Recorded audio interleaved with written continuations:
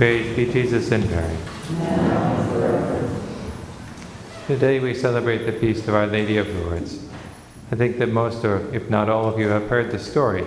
Bernadette was a sickly and unlettered girl of 14 to whom Our Lady appeared at Lourdes, beginning on February 11, 1858.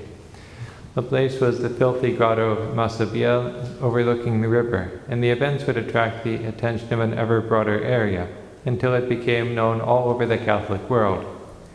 Bernadette prayed the rosary with a mysterious lady whom only she saw, had ecstasies, and became a saint. In the 16th apparition on May 25th, Our Lady finally declared who she was. She said, "I am the Immaculate Conception." But why did she choose to appear there and then? The explanation might be in the earlier history of this place. A medieval document tells us that in the time of Charlemagne there was a Saracen fortress there called Mirambel. The emir who commanded it had sworn to Allah that he would never have yielded it to any man. Charlemagne besieged the fortress, and food had begun to run short in it. Then a miracle led to negotiations between the emir and the Bishop of Puy, who represented Charlemagne. The bishop told the emir that if he would surrender, accept baptism, and swear fealty to Charlemagne, he could keep his authority over the area. But the emir had sworn to never yield to any man and would not break his oath. The bishop saw a sign in the miracle that the Mother of God was beginning to answer the prayers of the Christians, and he made a daring proposal. "If you will not yield to any man, yield to a woman. Swear fealty to Our Lady of Puy and become her knight." Touched by grace, the emir accepted the proposal, saying, "I surrender my arms and everything that belongs to me to the Mother of the Lord, to Our Lady of Puy, and I agree in her honor to make myself a Christian and become her knight. But I intend to commit myself freely, and I want my county to be hers alone, either for myself or for my descendants." The bishop took a handful of grass from the meadow where they were speaking and replied, "Don't you want to give anything as a sign of homage to the Mother of God? At least offer her these blades of grass to show that you are becoming her vassal." He agreed. The idea was that he would give her something from the place in order to show that it belonged to her. The bishop took the agreement back to the king, who accepted it. So Murat and all his soldiers, putting garlands of hay on the shafts of their lances as a sign of submission of the place, went to the shrine of Our Lady of Puy, where they offered them in honor of the Mother of God. Murat obtained the title of knight for himself and for his children. He received at baptism the name of Lourdes. All his goods were given back to him, and he took possession of Mirabel again. He then named the fortress Lourdem after himself, and from this came Lourdes. This would have been in 778 AD. Since the story of these events was written down almost 2.5 centuries later, some would dismiss them as legendary. But what is certain is that at least as far back as 1062, there are documents that show the counts of the place recognized themselves as vassals of Our Lady of Puy, to whom they gave tribute annually. So at least from that time it was a fief of Our Lady. When Lourdes passed to the kings of France in 1307, they continued to bring tribute every year until the French Revolution. Then the king was decapitated, the shrine desecrated, and the statue of Our Lady of Puy was burned in the public square.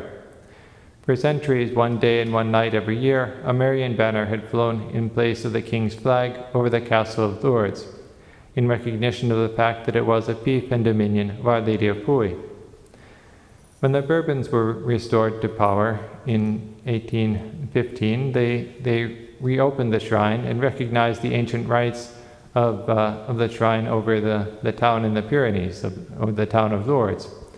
But in 1830, the Bourbon king Charles X was deposed.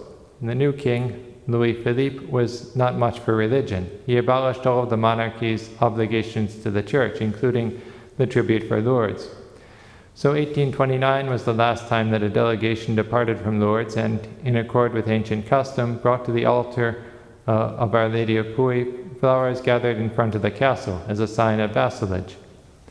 Now, according to the law, the power of a lord over a place would cease if 30 years passed without the obligations stipulated in the act of submission being fulfilled. 30 years from 1829 is 1859. So in that year, Mary's dominion over Lourdes would have been lost, at least according to French law, if she hadn't done anything to vindicate it, to defend it. Certainly she would still be queen of heaven and earth, and whatever French law said, but Mary is not one to ignore details. She's the one who notices that the wine is beginning to run out at the wedding of Cana. So in 1858, she appeared in the grotto of Massabielle, and in the 11th apparition gave an order, "Tell the priests that a chapel must be built here." She repeated this in the 14th apparition and added that they were to come there in procession. The chapel eventually became a basilica, and it is across the river from the castle on which her flag had flown for centuries. But that castle was now under the control of a secular government that no longer wished to do her homage. So she ordered the construction of a new place to do her homage, and a procession to express that homage. It would be quite natural for this procession, at least at the beginning, to take some flowers from that area and bring them in procession, as had been done for centuries. The statue of Our Lady of Puy had been burned, but she would receive homage by means of a new statue, which happens to be sculpted out of Carrara marble, and so it cannot be burned. So while the main reason Our Lady appeared at Lourdes was to call for penance and to bring healing to bodies and souls, by choosing that particular time and place, it seems that she was also defending her rights as they had been recognized in law. So we see in the first reading also tribute being brought to Jerusalem, which is in one sense the church, but in another sense is Our Lady in particular, Our Lady who is the model of the church, or the type of the church. And so it speaks about these treasures, all the treasures of the world being brought to her, and treasures showing homage, showing reverence. This is what we must do. We must bring treasures to Our Lady. We must acknowledge her as our queen, and show our sincerity in acknowledging her as our queen by avoiding sin and by loving God and neighbor. Let us bring her the tribute of our love. Let us bring her the tribute of our faith and our hope, and of the good deeds that we do for our neighbor. Praise be Jesus and Mary. Amen.